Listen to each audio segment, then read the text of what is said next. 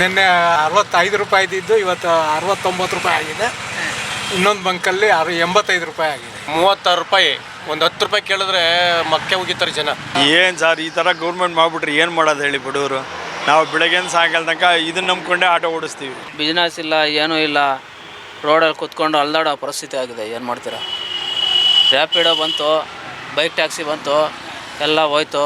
ನಮಸ್ಕಾರ ವೀಕ್ಷಕರೇ, ನಾನು ನಾಗರಾಜ್ ಅಪ್ಸಂದ್ರ. ನೀವು ನೋಡ್ತಾ ಇದ್ದೀರಿ ವಾರ್ತಾ ಭಾರತಿ ಡಿಜಿಟಲ್. ಸದ್ಯ ದೇಶದಲ್ಲಿ ಅನಿಲ ಸಮಸ್ಯೆ ಎದುರಾಗುತ್ತಾ ಅನ್ನೋದು ದೊಡ್ಡ ಪ್ರಶ್ನೆ ಈಗ ಎಲ್ಲರ ಮುಂದೆ ಇರತಕ್ಕಂಥದ್ದು. ಸಾಕಷ್ಟು ಕಡೆ ಗ್ಯಾಸ್ ಸಿಗ್ತಾ ಇಲ್ಲ ಅನ್ನೋ ಒಂದು ಕೂಗು ಒಂದು ಕಡೆ, ಆದರೆ ಬೆಲೆ ಜಾಸ್ತಿ ಆಗ್ತಾ ಇದೆ ಅನ್ನೋ ಒಂದು ಕೂಗು ಜಾಸ್ತಿ ಆಗ್ತಾ ಇರ್ತಕ್ಕಂಥದ್ದು. ಹಾಗಾದರೆ ಈಗ ಬಹುತೇಕ ಆಟೋಗಳು LPGಯನ್ನು ಆಧರಿಸಿ ಓಡುವಂಥದ್ದು, ಗ್ಯಾಸ್ನಿಂದ ಓಡುವಂಥದ್ದು. ಹಾಗಾದರೆ ಆಟೋ ಡ್ರೈವರ್ಗಳು ಈ ಒಂದು ಗ್ಯಾಸ್ ಕ್ರೈಸಿಸ್ ಬಗ್ಗೆ ಏನು ಹೇಳ್ತಾರೆ, ಅವರನ್ನು ಮಾತಾಡಿಸ್ತಾ ಹೋಗ್ತೀನಿ.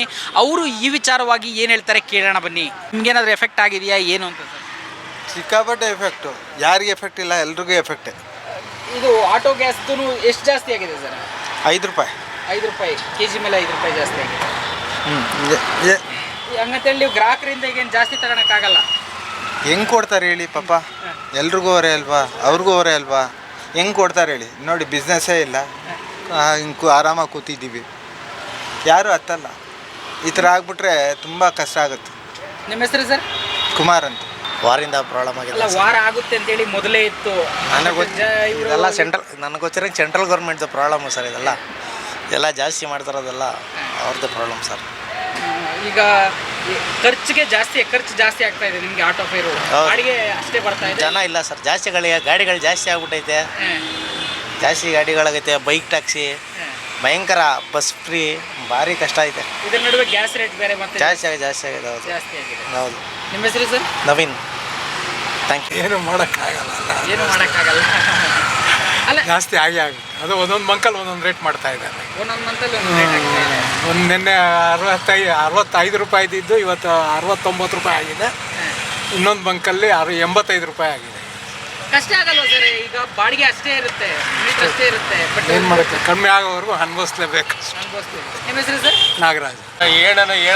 ಹೇಳಂತ ಹೇಳಿ 70 ರೂಪಾಯಿ ಮಾಡಿದ್ದಾರೆ. ಹಾಂ, ಈಗ 36 ರೂಪಾಯಿ. ಒಂದು 10 ರೂಪಾಯಿ ಕೇಳಿದ್ರೆ ಮಕ್ಕೆ ಹೋಗಿತಾರೆ ಜನ. ಹಾಂ, ಯಾರ ಕಾರಣ ಏನು ಅಂತ? ಏನಣ್ಣ, ಯಾರ ಕಾರಣ ಅಂತ ಯಾರನ್ನ ಹೇಳೋಣ?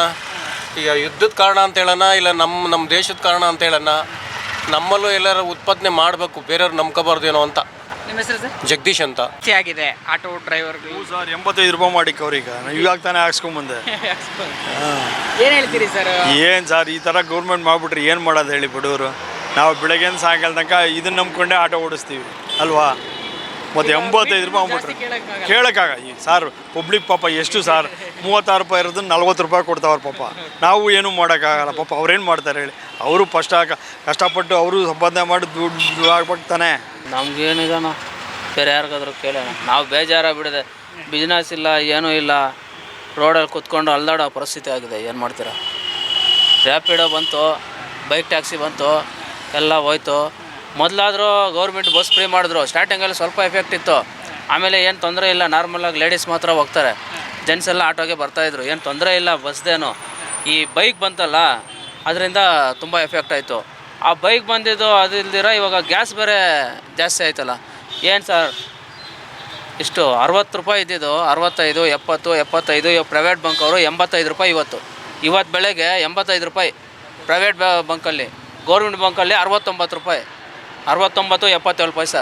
ನಾವು ಯಾರನ್ನ ಸರ್ ಬೈಯೋದು? ಗೌರ್ಮೆಂಟು ಏನು ಇವಾಗ ಈ ಕಡೆ ಸೆಂಟ್ರಲ್ ಗೌರ್ಮೆಂಟಾ ಸ್ಟೇಟ್ ಗೌರ್ಮೆಂಟಾ ಏನೂ ನಮ್ಗೆ ಗೊತ್ತಾಗ್ತಾ ಇಲ್ಲ. ಯಾರು ಮಾಡಿದ್ದಾರೆ ಅಂತಲೇ ಗೊತ್ತಾಗ್ತಾ ಇಲ್ಲ ನಮಗೆ. ಇವಾಗೇನೋ ಬಂಕ್ ಅವ್ರು ಹೇಳ್ತಾರೆ ಇನ್ನೊಂದು 3 ದಿನ ನೋಡಿ ಗ್ಯಾಸೇ ಬರೋಲ್ಲ, ಸಪ್ಲೈ ಬರೋಲ್ಲ. ಗ್ಯಾಸ್ ಸಪ್ಲೈ ಬಂದಿಲ್ಲ ಅಂದರೆ ಏನು ಮಾಡೋದು ಸರ್? ರೋಡಲ್ಲಿ ನಿಲ್ಲಿಸ್ಬೇಕು ಗಾಡಿ ಅಷ್ಟೇ. ಮನೆ ಹತ್ರ ನಿಲ್ಲಿಸ್ಕೊಂಡು ಮನೆಯಲ್ಲಿರಬೇಕು. ಜೀವನ ನಡಿಬೇಕಲ್ಲ. ಜೀವನ ಹೆಂಗೆ ಸರ್? ಏನು ಮಾಡೋಕ್ಕಾಗತ್ತೆ ಸರ್? ಗೌರ್ಮೆಂಟ್ ಸ್ವಲ್ಪ ಆದರೂ ಏನಾದರೂ ಇದ್ರ ಬಗ್ಗೆ ಸ್ವಲ್ಪ ಯೋಚನೆ ಮಾಡ್ತಾಯಿದ್ದಾರಾ? ಅಲ್ಲ, ಇವಾಗ ಕಾಂಗ್ರೆಸ್ ಗೌರ್ಮೆಂಟ್ ಕೂಡ ಇಷ್ಟು ವರ್ಷ ಆಯ್ತಲ್ಲ, ಮೂರು ವರ್ಷ ಕಂಪ್ಲೀಟ್ ಆಯ್ತಲ್ಲ, ಇನ್ನೇನು ಹತ್ರ ಆಯ್ತಲ್ಲ 3 ವರ್ಷ. ಏನಾದರೂ ಸ್ವಲ್ಪ ಆದರೂ ಯೋಚನೆ ಮಾಡ್ತಾಯಿದ್ದಾರಾ? ಆಟೋದವ್ರ ಬಗ್ಗೆ ಯಾರು ಯೋಚನೆ ಮಾಡೋರೇ ಇಲ್ಲ ಸರ್. ನಮ್ಮ ಹೆಸರು ಗೋಪಾಲ್ ರೆಡ್ಡಿ. ಜಾಸ್ತಿ ತಗೊಳಕ್ಕಾಗಲ್ಲ ಹಾಗಾದ್ರೆ. ಕೇಳಿದ್ರೆ ಕೊಡ್ತಾರೆ ಪಾರ್ಟಿಗಳು. ಏನೋ ಇದಕ್ಕೋ 50 ಕೊಳ್ಳೋದೇ ಜಾಸ್ತಿ, 50-40 ಕೊಳ್ಳೋದಕ್ಕೆ ಹಿಂದೆ ಮುಂದೆ ನೋಡ್ತಾರೆ. ನಾವೀಗ ಎಲ್ಲಿ ಗಾಂಧಿನಗರದಿಂದ ಖಾಲಿ ಬರ್ತಾಯಿದ್ದೀವಿ. ಖಾಲಿ ಬರ್ತಾರೆ. ಸುಮ್ಮನೆ ಬೇಜಾರಾಗ್ಬಿಟ್ಟು ಇನ್ನೇನು ಮಾಡ್ತೀವಿ, ಯಾರು ಕೇಳೋರಿಲ್ಲ. ಹೆಸರು ಸರ್? ನಮ್ಮ ಹೆಸರು ಮುನಿರಾಜು. ಏನು ಹೇಳೋಕ್ಕಾಗುತ್ತೆ ಹೇಳ್ರಿ, ಅವ್ರು ಮಾಡ್ತಾ ಇರ್ತಾರೆ ರೈಟು ಜಾಸ್ತಿನ, ಏನೂ ಮಾಡೋಕ್ಕಾಗಲ್ಲ. ಬೆಳಗ್ಗೆ ಹಾಕ್ಸ್ತಾರೆ ಗ್ಯಾಸು? ಬೆಳಗ್ಗೆ ಹಾಕಿಸ್ಕೊಂಬಂದಿದ್ದೀನಿ, 150 ರೂಪಾಯಿ ಹಾಕಿಸ್ಕೊಂಬಂದಿದ್ದೀನಿ. ಡ್ಯೂಟಿನೂ ಇಲ್ಲ, ಏನೂ ಇಲ್ಲ, ಸುಮ್ಮನೆ ಕುಂತಿದ್ದೀನಿ. ಸುಮ್ಮನೆ ಇದ್ದೀರಿ. ಹೆಂಗಂತೇಳಿ ಮೀಟ್ರ್ ಏನು ಜಾಸ್ತಿ ತಗೊಳಕ್ಕಾಗಲ್ಲ? ಅದು ಹೆಂಗಣ ತಗೊಳಕ್ಕಾಗುತ್ತೆ ಜಾಸ್ತಿನ, ಅದರಲ್ಲಿ ಏನು ಇದೋ ಅದನ್ನು ತಗೋಬೇಕಪ್ಪ ನಾವು. ಅದನ್ನು ಬಿಟ್ಬಿಟ್ಟು ನಾವು ಬೇರೆ ಸಪ್ರೇಟಾಗಿ ಏನಾದರೂ ತಗೊಳಕ್ಕಾಯ್ತದ?